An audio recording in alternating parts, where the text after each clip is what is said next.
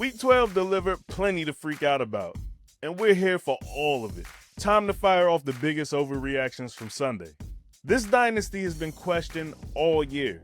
Is there finally a changing of the guard? Well, it looked like it at times today, but Patrick Mahomes decided to take matters into his own hands versus the Colts and show everyone that he's still the best player in the world. It was a vintage I've got this performance to dig out of a 29 fourth quarter deficit, which is exactly why we can never truly count this team out. And a quick note here on Indy. Seemed like they were doing everything in their power to give this game away. This loss has me questioning how far they can actually go. Man, this would have been the upset of the year. But what a game we had here regardless between the Giants and Lions. The Jameis Winston experience was everything. And Mike Kafka pulled out his best Dan Campbell impersonation with all the trickery. The story of this one, though, a bounce-back game from the Lions offense after being held to just 9 points last week versus the Eagles. And now it seems like we've got questions on defense.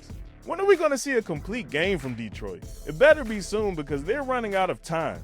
Especially because we have an 8-3 Chicago Bears team sitting atop the NFC North for the second straight week after their win versus the Steelers.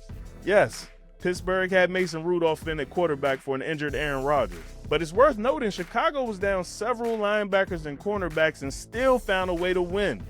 Caleb Williams was slinging it. Run game looked dominant. I mean, man, what does a fully healthy Bears team look like? Who knows how long this run will last, but the vibes are high in the Windy City, and I'm here for it. You know where the vibes are not high? On that Eagles flight back to Philly from Dallas.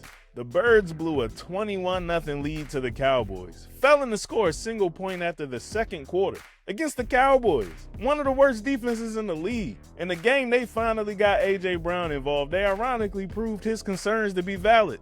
Until this offense can find some consistency, their title defense isn't going anywhere. And look, they still lead Dallas by a couple games for the division lead, but look out for the Cowboys. If their defensive improvements are legit, that's a playoff team. And that's an offense nobody wants to play.